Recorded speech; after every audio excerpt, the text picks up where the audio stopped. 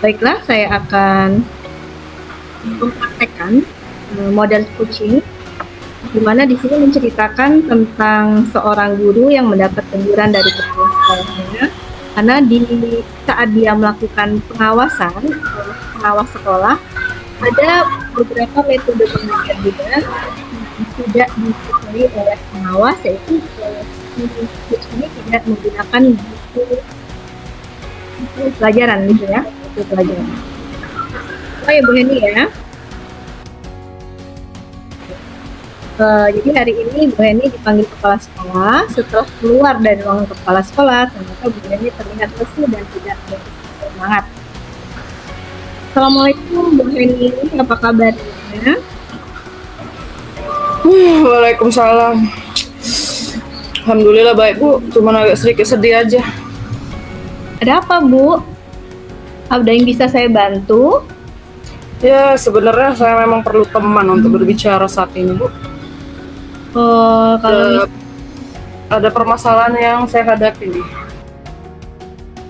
Oh gitu ya. Kalau misalnya Ibu Heni percaya sama saya siap menjadi teman Ibu untuk berbicara dan mengeluarkan semua unek-unek yang ada dalam pikiran Ibu.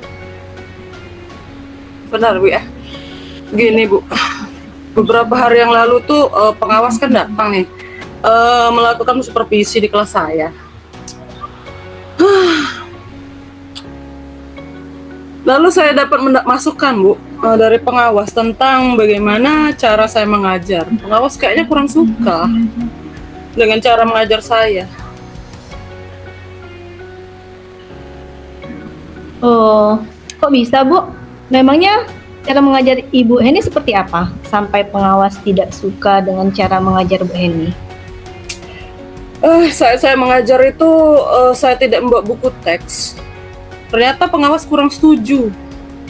Padahal saya sudah jelaskan dan pengawas Bu. Ya walaupun saya mengajar tidak menggunakan buku teks, tapi saya menggunakan berbagai sumber lainnya. Tampaknya pengawas tersebut tersinggung dan melaporkan kepada kepala sekolah. Oh, jadi karena ada laporan dari pengawas masalah Ibu mengajar tidak menggunakan buku teks, dan Ibu dipanggil oleh kepala sekolah ya, gitu ya? Iya Bu, jadi saya merasa sedih. Padahal saya sudah berusaha agar pembelajaran yang saya terapkan kepada murid itu semenarik mungkin, dan model-model pelajaran yang bervariasi itu saya terapkan di kelas saya. Tapi kayaknya kelas tidak setuju.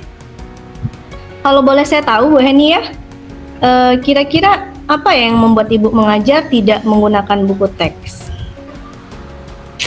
Ya karena menurut saya di zaman sekarang ini kan buku teks itu sudah tidak perlu lagi Bu. Ya kalau kita mengajarkan dari sumber yang lebih interaktif, yaitu lebih menarik daripada buku teks. Misal saya membuat mode pembelajaran yang lain gitu, semenarik mungkin. Dan yang terpenting saya mengajar, saya tetap berpatokan dengan kurikulum Bu. Sebenarnya kayak gitu sih. Wih, keren Bu Heni ya, bisa dijadikan contoh nih cara Ibu mengajar. Lalu bagaimana hasilnya Bu kira-kira? Apakah siswa Ibu yang Ibu ajar itu mendapatkan nilai yang baik? Terus apakah Ibu sudah mengakomodir seluruh kebutuhan murid Ibu? Memang sih Bu, ada beberapa siswa yang hasil belajarnya masih belum maksimal.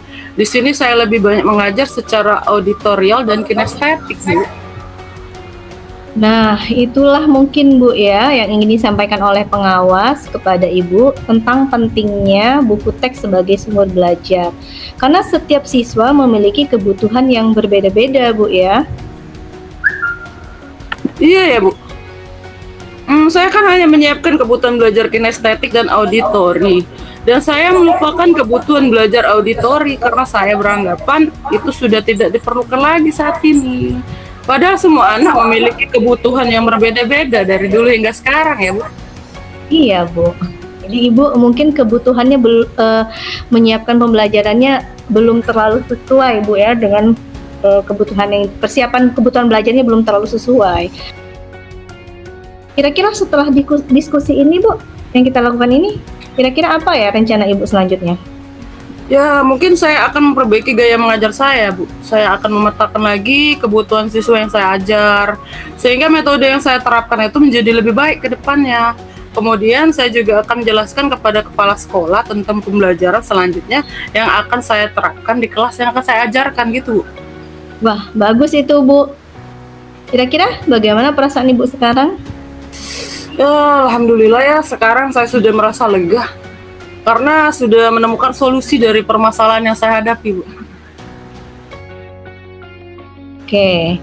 Selanjutnya, komitmen apa yang akan Ibu lakukan ke depannya, ya Bu Heni? Hmm, saya akan berkomitmen bahwa dalam proses belajar mengajar di kelas saya itu benar-benar akan memetakan kebutuhan belajar murid-murid saya, kemudian melaksanakan pembelajaran sesuai kurikulum, merubah gaya bahasa saya dalam menyampaikan pendapat. Saya akan belajar bagaimana berkomunikasi yang baik dan benar ke depannya agar bisa terkondisi dengan baik gitu.